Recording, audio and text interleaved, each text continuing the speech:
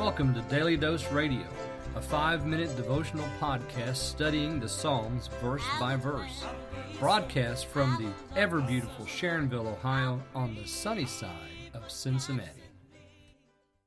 Hey there, welcome back to Daily Dose Radio. Boy, are you ready for a good dose of theology today? Well, you're going to get it.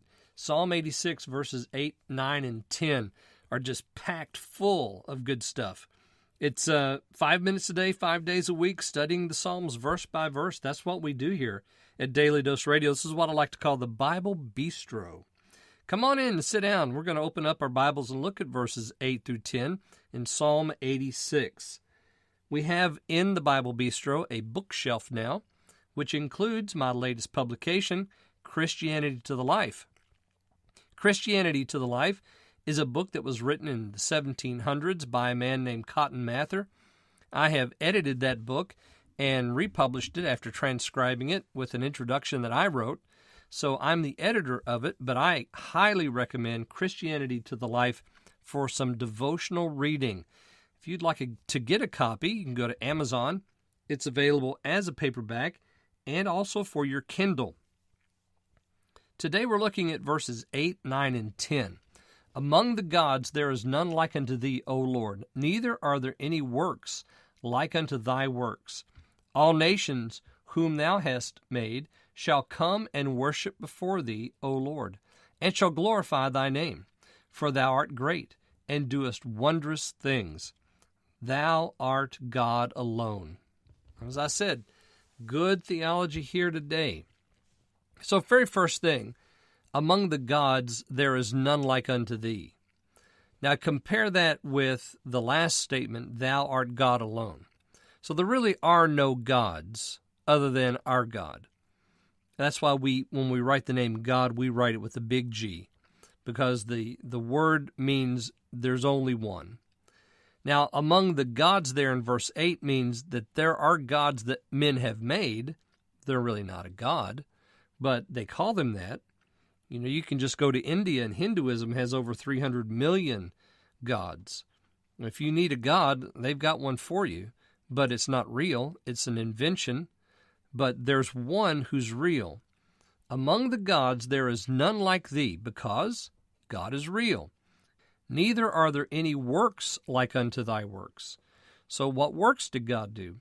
Well, he's the creator of all things. He made heaven and earth. Go back to Genesis chapters 1 and 2, and you'll find out about the works of the Lord. Look at his redemption of Israel from captivity in Egypt. You'll see some more works of the Lord. Read the book of Judges and Joshua and see how the Lord gave the land to the people and then helped them to keep it as they worshiped him alone. These are the works of the Lord. Look at what he did throughout the entire span of the history of the Bible, including what he did in the Lord Jesus Christ. So in all of those things, these are all the works of God, and there are none works like those.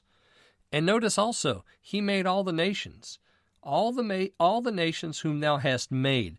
So not only did God make all things, when we say that, we think of creation, but he also made all the nations. All the groups of the different kinds of people in the world, God made those. They're going to come and worship before God and glorify him. Why? Because he's the only one. And there will come a day when every tongue and language, when every people group is going to bow down before him. And then we have verse 10. For thou art great, and doest wondrous things. Thou art God alone. Just a statement of God's exclusivity, his greatness, the wondrous power that he displays, because he's God. He's the only one. There is no other one in the world. Now you say that doesn't sound very inclusive. It's because it's not. It is exclusive. This is an exclusive saying that identifies God as God only. And of course, if he's God only, then he's the one that you need to be seeking. Join me again next time, and we'll look at verses 11 through 14 on Daily Dose Radio. Hey there, friends. Just wanted to remind you to go out and get yourself a copy of my new book, Christianity to the Life, by Cotton Mather, edited by me, David Smith. You can find it at Amazon. It's a paperback. It's also in Kindle form, so you can get it for your Kindle or you can get it for your library at home, however you'd like to have it.